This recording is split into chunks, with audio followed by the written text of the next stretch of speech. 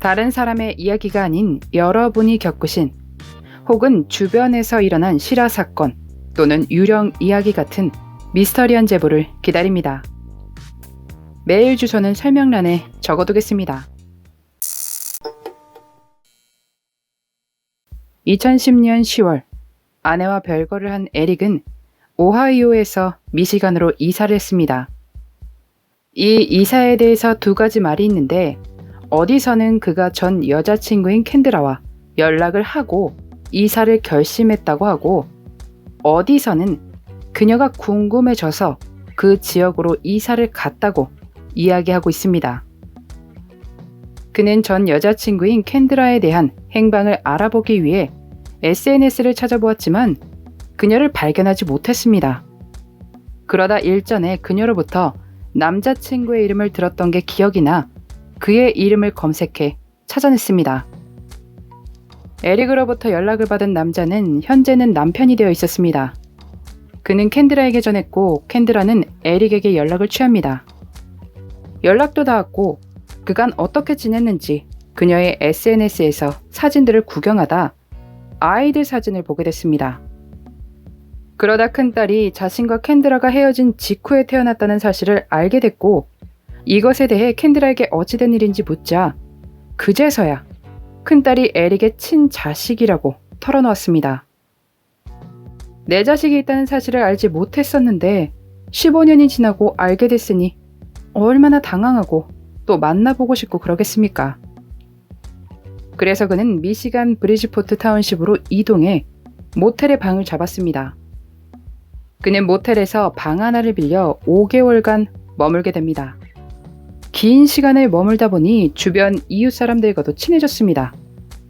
미시간으로 이동한 에릭은 오하이오에 살고 있는 엄마가 걱정하실까봐 자주 통화를 하며 자신의 상황에 대해 알렸습니다. 에릭이 머무는 모텔에 있던 손님의 말에 따르면 그는 아버지로서 새롭게 아이를 위해 살고 싶다는 포부를 비추었다고 합니다. 일자리를 찾기 위해 업체를 방문했고 집을 찾으려고 노력했습니다. 이것만 봐도 그가 딸의 존재를 얼마나 반기고 있었는지 정말 잘 느껴지죠. 그런데 캔드라 입장에서는 그게 달갑지가 않았던 모양입니다. 아마도 그녀는 에릭과 헤어질 때 그가 더 이상 자신의 인생에 관여되지 않기를 원했기에 친딸의 존재를 알리지 않았던 게 아닐까요? 캔드라의 남편에게 첫째 딸 역시 친딸이나 똑같았습니다. 그런데 뜬금없이 친아빠가 나타나 아이를 만나고 싶다고 하니 그것도 탐탁치 않은데 에릭에게 현재 일이 있는 것도 집이 있는 것도 아니니 더 마음에 들지 않았던 것 같습니다. 에릭이 보이는 행동들이 정말 걱정되고 마음에 들지 않았던 남편은 그해 말에 에릭을 찾아갔습니다. 캔드라와 연락하는 걸 멈추지 않으면 가만두지 않겠어. 남편은 에릭을 보자마자 차에서 뛰쳐내려 그에게 분노를 표출하고 모텔을 떠나갔습니다. 같은 모텔에 살고 있는 사람들이 그가 에릭에게 소리치는 것을 보았습니다. 하긴 딸도 딸이지만 지금 자신의 와이프랑 그녀의 전 남자친구라는 사람이 자꾸 연락을 하니 얼마나 싫었겠습니까? 갑자기 연락해와서는 아내랑 메시지를 주고받고 또 딸의 존재를 알고 나서부터 자신들의 삶에 침범을 한다는 게 마음에 안 들었던 것입니다. 하지만 불편해하는 캔드라의 남편의 분노에도 불구하고 그는 딸을 향한 아버지의 마음을 멈추지 않았습니다. 2011년 3월 10일 캔드라, 나 근처에 살 곳을 찾았어. 곧 모텔에서 이사 나갈 거야. 이제 제대로 살게. 그러며 그는 7월에 잡힌 오하이오 치과 예약을 갔다가 돌아오면 딸과 만나고 싶다고 전했습니다. 그렇게 에릭은 캔드라에게 전화를 걸어 자신의 계획을 설명했습니다. 3월 14일 에릭은 모텔방을 빌린 금액을 내고 21일에 모텔에서 아예 나오며 그곳 생활을 청산했습니다. 그렇게 시간은 흘러갔습니다. 7월에 오하이오에서 예약이 잡혀있던 치과 진료에 그가 나타나지 않았고 이 사실을 에릭의 엄마가 전해 들었습니다. 에릭, 바쁜 일이 있어서 오하이에 못 오는 거면 그쪽에서 치료받도록 하렴. 엄마는 에릭의 휴대폰에 음성 메시지를 남겨둡니다. 보통 이런 일로 연락을 받으면 여러분은 메일을 보내시겠습니까? 아니면 전화를 거시겠습니까? 메일 사용이 보편화되어 있더라도 저라면 엄마에게 전화를 걸었을 것 같습니다. 엄마는 에릭으로부터 자신이 알아서 하겠다는 메일을 받습니다.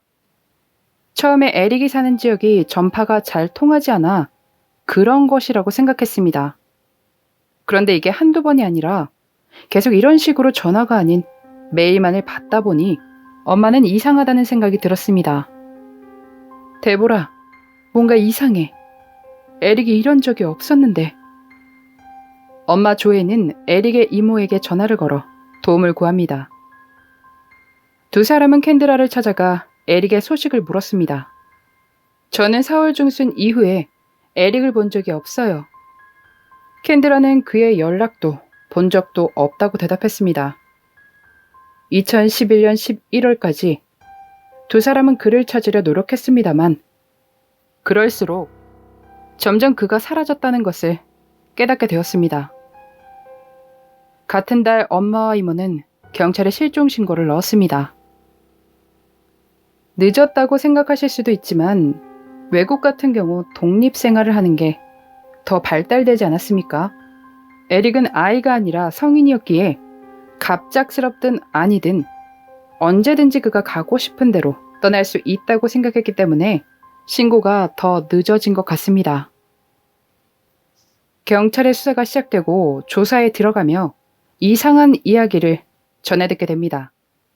아까 앞에서 3월 21일에 그가 모텔에서 체크아웃했다고 말씀드렸지 않습니까? 그런데 이것에 대한 기억이 캔드라와 모텔 주인 두 사람이 다르다는 것입니다. 그날 분명 에릭이 짐을 다 뺐어요. 제가 다 봤다니까요. 캔드라는 자신이 짐을 빼고 있는 에릭을 보았다는 이야기를 했지만 그날 그 캔드라라는 여성이 짐을 뺐어요. 그녀가 방을 청소하고 있길래 제가 뭐 하는 거냐고 질문까지 했거든요. 그 모습이 영 찜찜해 말까지 걸었기 때문에 기억하고 있었어요.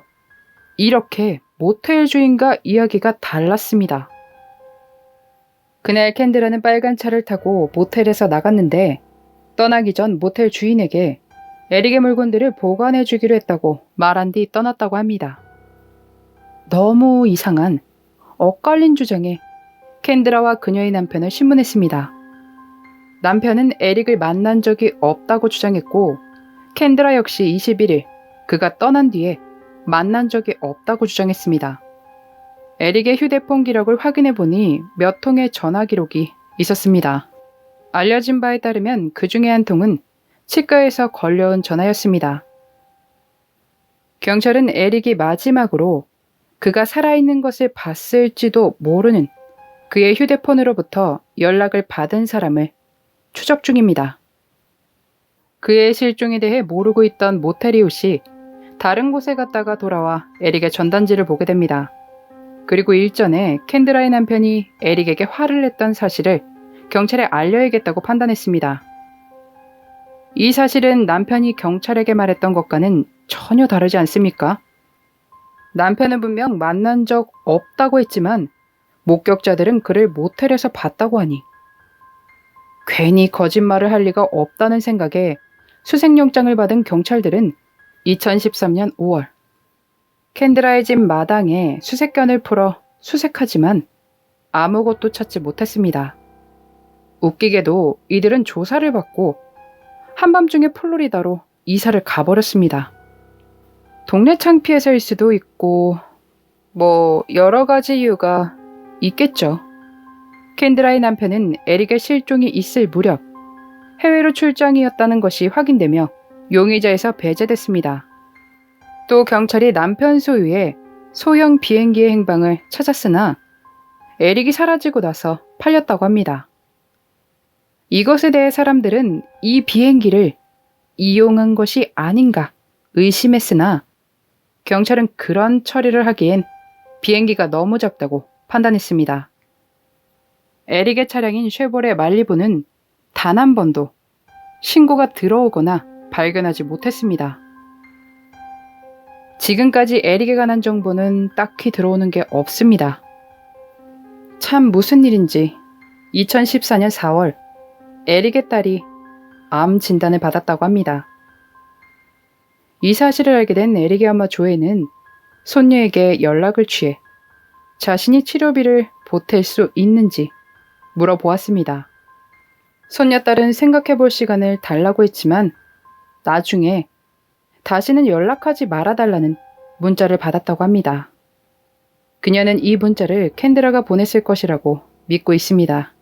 딸의 진단이 있고 2년 뒤인 2016년 9월에는 캔드라가 사망했습니다. 아빠가 실종되고 딸이 아프고 엄마가 사망하다니. 나쁜 일은 연달아 일어난다는 말이 생각납니다. 자리를 잡고 딸을 꼭 만나고 싶다던 에릭은 어디로 사라진 것일까요?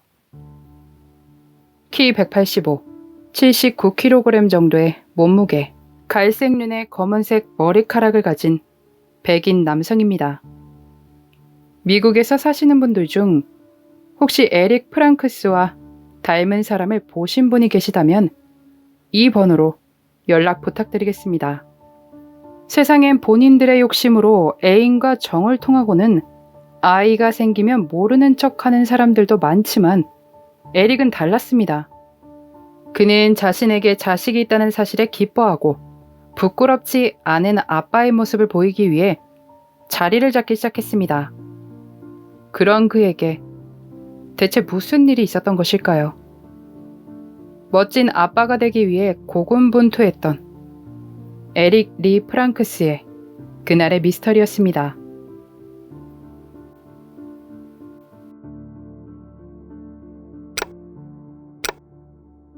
마지막까지 시청해주셔서 감사합니다. 좋아요와 구독은 저에게 큰 힘을 줍니다. 오늘 하루도 수고하셨습니다. 좋은 밤 보내세요.